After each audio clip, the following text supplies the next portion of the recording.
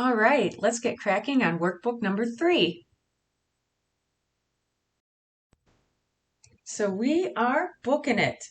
So workbook 3 is on chapters 5 and 6 and is focused on getting some fundamentals that are necessary for understanding astronomy, like light and telescopes. And starting out, what is light? So light has a couple of definitions. One definition is electromagnetic radiation.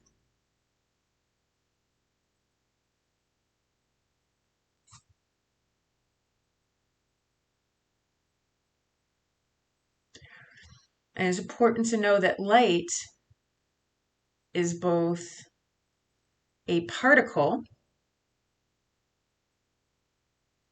called a photon and a wave. And we'll talk about those concepts of light being both a photon and a wave later on. Remember, red in my notes means that we're talking about a definition. Now, light, when we're usually talking about it, if you look it up in like Merriam-Webster, it means just what we call the visible light spectrum. But when physicists talk about light, they're talking about something a little bit more expansive. They're talking about, just going to adjust the clarity here. Hopefully that's a little bit better. They're talking about a much wider range of the electromagnetic spectrum. And actually, they refer to it shorthand for the complete electromagnetic spectrum. So when we say light in this context, that includes what we usually think of as light, which is visible light,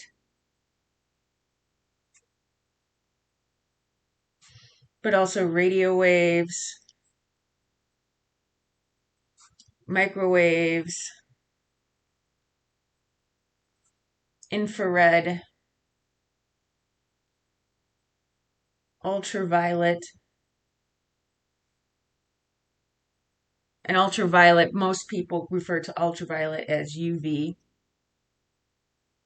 So I don't know. I try to make my U and my V clear. That says UV.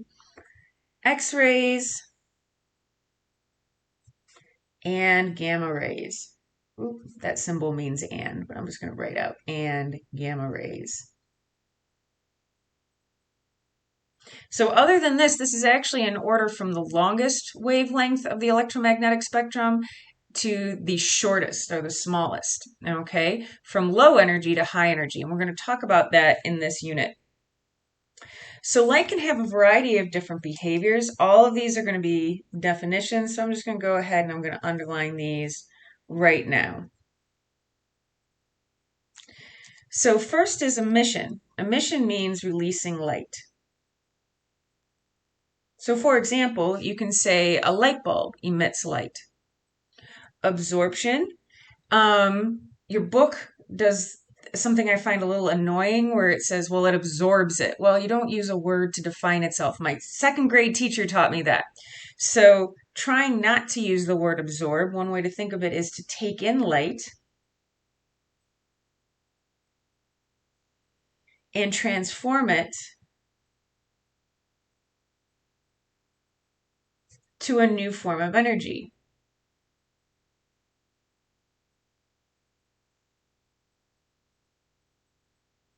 Such as heat. It doesn't have to be heat, but that's a good example. So for example, black asphalt or pavement, depending on how, what part of the United States you might refer to that black stuff on the top of the roads. That will absorb sunlight and turn it into heat in the summer. Same thing too, riding down a slide in the summer. That slide sitting out in the sun takes in that light energy and transforms that light energy into heat energy and burns your bottom when you try to ride that slide. Transmission means to pass through.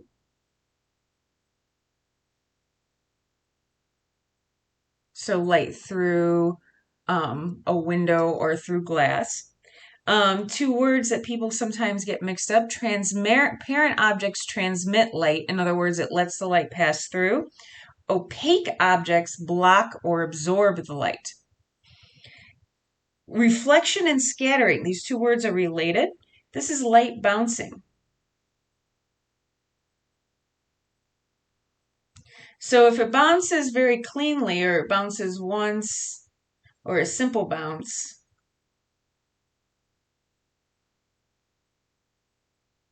we really usually call that reflection. But if it's many random bounces,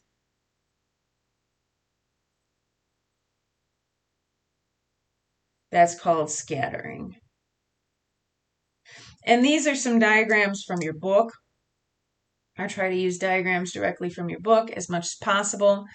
So this is an example of reflection. The light comes in and it bounces right back out. Whereas we're going to use this as an example when we list out examples of these light behaviors. This is an example of scattering. Light comes in from the projector and on the movie screen, and then it scatters it all around. That allows everyone, no matter where you're sitting in the theater, to see the light. If it bounces too cleanly, if it bounces just once rather than scattering, what's going to happen is that it's going to look like it's shiny, right? Because you're only going to see it in particular directions. All right, let's keep going.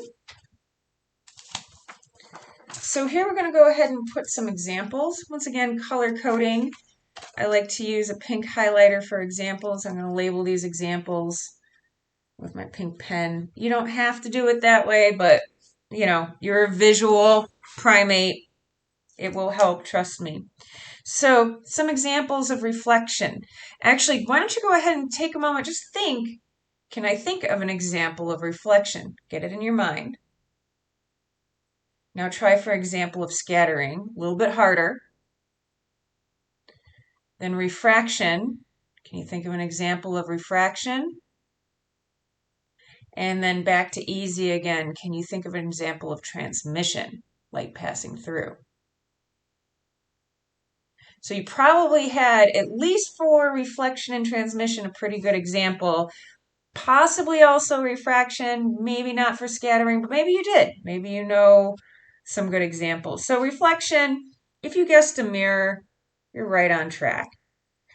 You can have the light reflecting on water and basically anything shiny.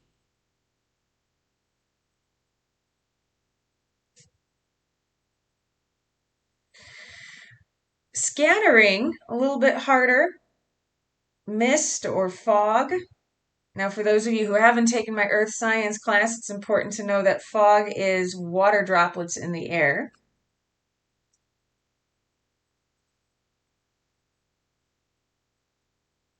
So what's basically going on is that you have the water bouncing through those water droplets. And as we saw before, screens in a movie theater. That's an example from your book. Refraction can be light bending in water.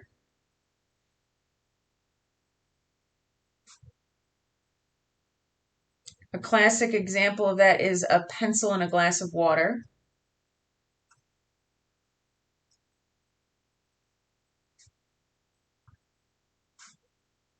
Looks bent or broken.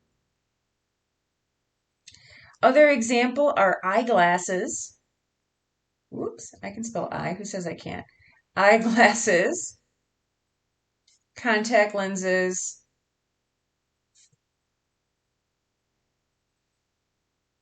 telescopes, and microscopes.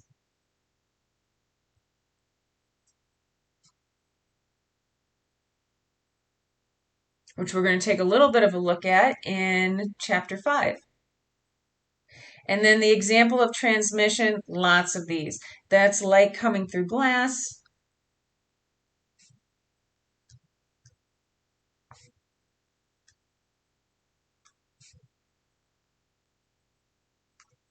X-rays passing through your muscles.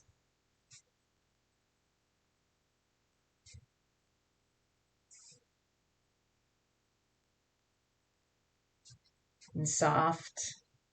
I'm going to say and. Students get confused by those symbols. So that says and what we'd say soft tissues. So your bones absorb the X-rays, which is why you can't see them. It's basically like, I know on an X-ray that you see once it's been processed, it looks like the bones are white, but really in the original image, they're black because they're basically a shadow with your bones absorbing those X-ray rays. So that because your bones absorb it, but everything else lets it pass through, what's left is basically a shadow of your bones. So these are all good examples of some of these important light behaviors that we'll need to understand in order to understand astronomy. So quick thinking question, why do you think a rose is red? So it's because of one of these light behaviors. Take a moment, think about it. Which one do you think it is?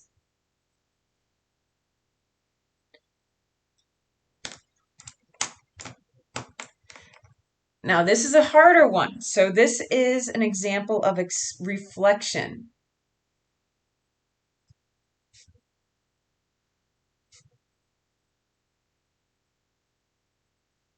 So the rose reflects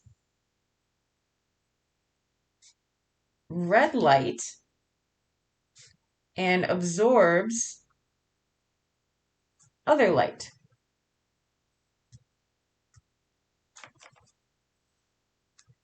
So this is different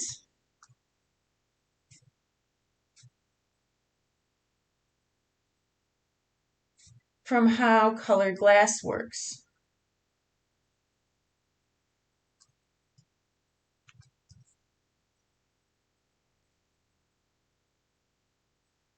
So colored glass transmits the color that it is. So for example, if you have blue glass, for example, transmits